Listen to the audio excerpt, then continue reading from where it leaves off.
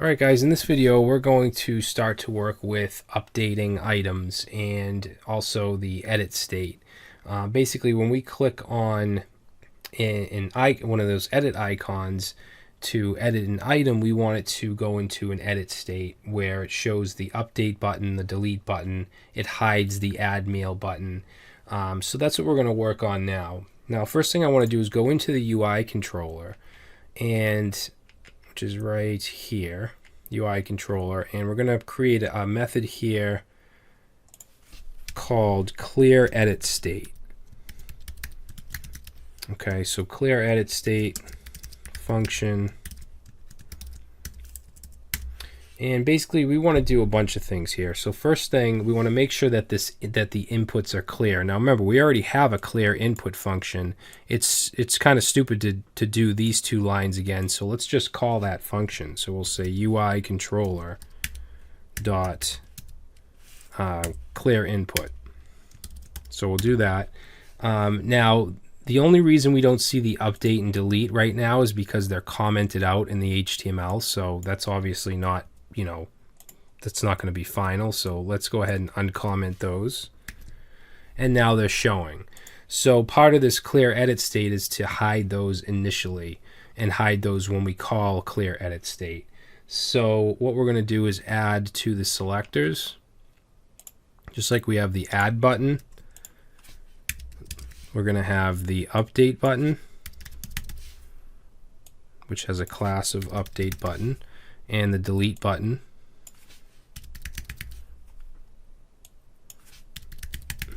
Okay, so add and delete button. Actually, we might as well do the back button as well.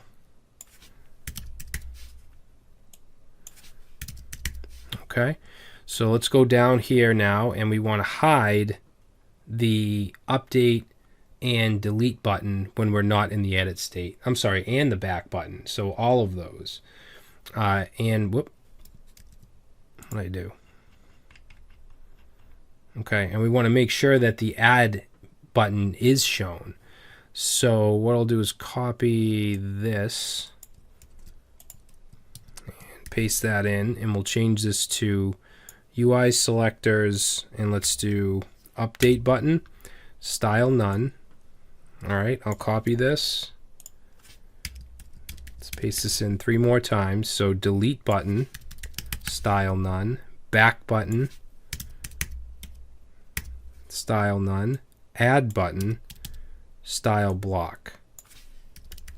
I'm sorry, inline. We want these to be inline. All right. Let's see. So clear edit state. We're hiding all the buttons. We're clearing the input. So let's go ahead and save this. Now nothing's going to happen because this function is just being created. It's not called. Now we want this called in the init. Okay, we want this initially called. So let's go down here into the init, and let's put this. Actually, we want this to be the first thing called. So let's go right here. Clear edit state, or set initial state, whatever you want to call it. You actually could have called the method that if you want, something like that. But we're going to say UI controller dot clear edit state and save. Okay, so now it gets rid of all that stuff. So now what we want to do is we want to deal with the edit button. Okay, when we click an edit button. So if we say stake and we click this, we need something to happen. All right, now since this button is not here when we start up the application, it's something that was just added after the DOM's loaded. We have to use event delegation, so we can't target the button directly. We have to get something, some kind of parent element, and then do a check inside to make sure that it's this button that we're clicking. All right, so I know I didn't really explain that in the best way, but I'll show you what I mean. So let's go up to our event listeners, our load event listeners function. We have our add item event. Now let's go ahead and do the edit icon click event. So we'll say document dot query selector. All right, now, like I said, we have to use some event delegation. We can't target the edit click or the edit item button directly. So what we're going to target is the list that it's in, the item list. So let's say UI selectors dot item list, and then we're going to do dot add event listener click, and then we're going to call item update submit. Okay, just like we had item add submit, now we have item update submit. So let's go down below the item add submit, which ends right here. We'll say update item submit. We'll say const. Is that what we did? Yeah, const item update submit equals function. I'm going to pass in our event parameter. Let's call e.prevent default. And let's do a console.log. Okay, we'll just say test. All right, so let's save this. Now, let's go ahead and just add whatever, doesn't matter. And let's click here, and let's open up our console. And notice that we're getting test. Even though I'm not even clicking on the edit button. Okay, if I click on the edit button, it runs, but if I click anywhere in the list, it runs, and that's not what we want. So what we need to do is we need to target this edit button right here, this edit icon, whatever you want to call it. So to do that, we're going to say if we're going to use that event object, and then it has a target property, and we're going to say if target class list dot contains the class edit dash item. Okay, and if we look at the markup, that icon right here has a class of edit item, so that's what we're targeting. All right, so if it contains that, then we know that we want to keep going. So let's say console log, we'll say edit item. All right, so now if we add something here and I click just anywhere in the list, it's not going to give us our console log, but if I click the edit item or the edit icon, you'll see we get edit item. All right, so that's how that works. And the only reason we have to do this is because this isn't initially loaded when the page loads. We added this after the page loaded, so we have to use event delegation. All right, so now we can get rid of this console log. And what we want to do is add this item or whatever item we click to the current item. Okay, remember up here in our data structure, we have a current item which is initially set to null. Okay, so that's the goal. We want to fill that with the item that we click. So first thing we're going to do is we're going to get the list item ID. Okay, so you know how it has an ID of item 0, item 1, something like that, right? So let's go ahead and get that. So we'll say const list ID equals e.target dot, and then we need to get the parent node of the parent node. Okay, and actually, you know what? Let's console log that, see what that gives us.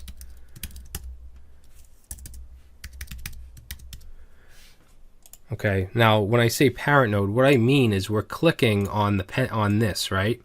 So the parent node of this would be this A tag. Does that have the ID we need? No, it doesn't. So we need the parent of that, which is the LI, which has the ID that we need, which is this item whatever.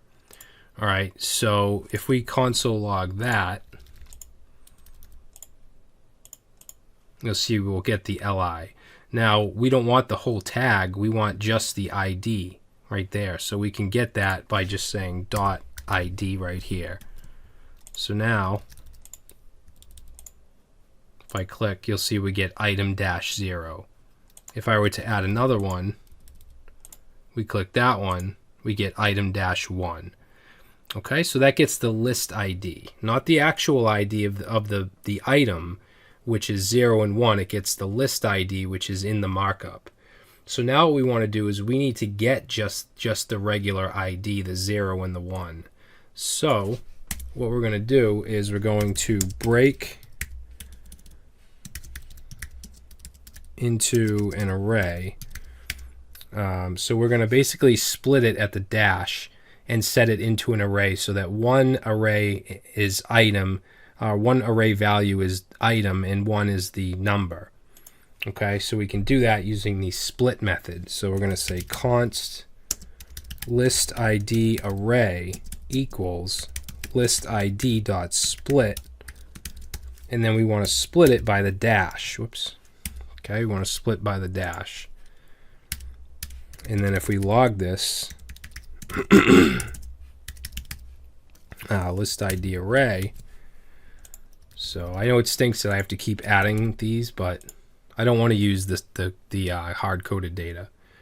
And I click. Now you'll see we have an array with item and 0. So we want the number, right? We don't care about the item, the text item. We want the number. So that's in the 1 position. So what we'll do is get the actual ID by saying const ID equals, and we also want it to be a number, so we want to parse it as an int.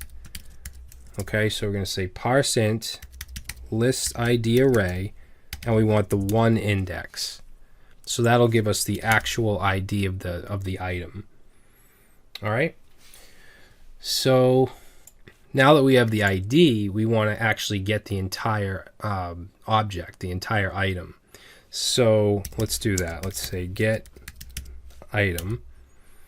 We'll put it into a variable called item to edit, because that's ultimately what we want to do when we click on one of these, is that's the item to edit. So we're going to set this to the item controller, and it's going to be a function called get item by ID, and then we're going to pass in the ID. All right, so let's go up and create that. So in our item controller, I'm going to go, let's see, I'll go right under the add item and say get item by ID.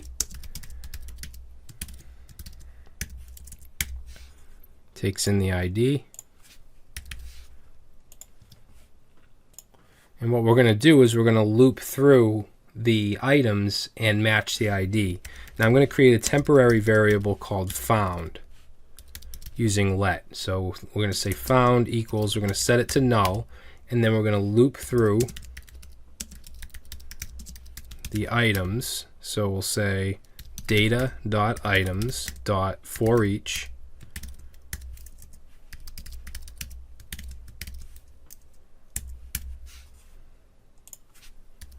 item, and then we're going to match the IDs. So we'll say if item.id is equal to the ID that's passed in here, then we want to set found equal to the item, and then we want to go outside of the for each and we want to return found. Okay, so let's try it out. We'll go down here, right here, and let's just console log. Let's console log item to edit.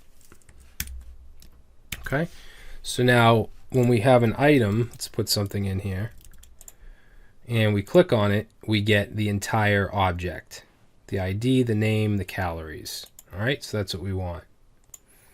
Okay, and then what we want to do is set that current item. So to do that, we're going to say item controller, and we're going to have a function or a method called set current item, and we're going to pass in the item to edit. Okay, and then that set current item is going to be very simple. So let's go up here and say set current item, and that takes in item, and all we have to do is say data dot current item equals item. So now let's go ahead and save, and let's put in just whatever, it doesn't matter. Whoops. Okay, so now if I click this one, actually let's put a real word. We'll say test. All right, so if I click on test on the edit, nothing happens, but let's go down here. Let's clear this out. And let's say item control dot log data. Let's take a look at that and look at current item. Current item is now filled with test. That's the one we clicked. So we know that when we click it, the current item is being filled. All right, now the last thing we want to do when we click this is we want to show the edit state, and we want to put those fields up here. So let's go back down to the app controller right after where we set the item, current item. We'll say add item to form. So UI controller, that's where this is going to go. Add item to form. Okay, we don't even have to pass anything in because it's in that current item, so we can access that from anywhere. So let's see, we're gonna go up to the UI controller. Let's go right under the clear input, and we'll say add item to form.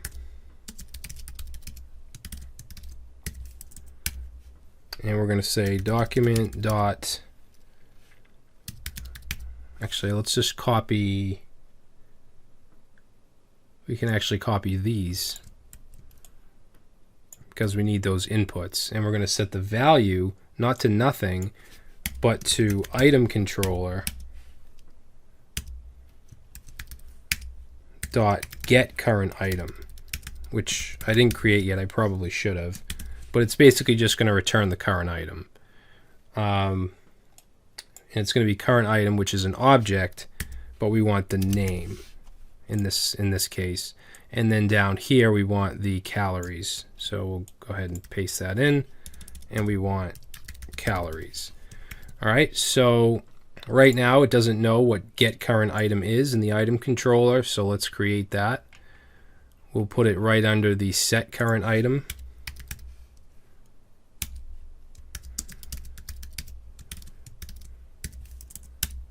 And all we need to do is return data dot current item. All right, so let's try it out. Put some stuff in here. And let's click on this one here, and there it goes. So it gets added to the form. Now we want the edit state to show, which means we want the update button, and we want all of that stuff. So we'll go back to our add item to form in the UI controller, which is right here, and we're going to call UI controller dot show edit state, okay, which we still have to create. But basically it's just the opposite of clear edit state. So what I'm going to do is copy clear edit state, paste that in, and get rid of this. And then for the update button, we want that to show, so that'll be inline, delete inline, back button, inline, add button, none. Oops. Okay, so let's save. Whoop, I forgot to change this to show edit state. All right, so now if we add something in here, I click the edit button, it gets added to the form, and we have our update, delete, and back button. All right, so that was kind of a long lecture, and a little complicated, but hopefully you understand what's going on here. We're setting the current item when we click this, and then we're showing the edit state, and we're putting the current item into the form. So in the next video, we're going to start to work on actually being able to update these items and calories, okay? And then we'll move on to being able to delete them as well. All right, so thanks for watching, guys. I will see you in the next video.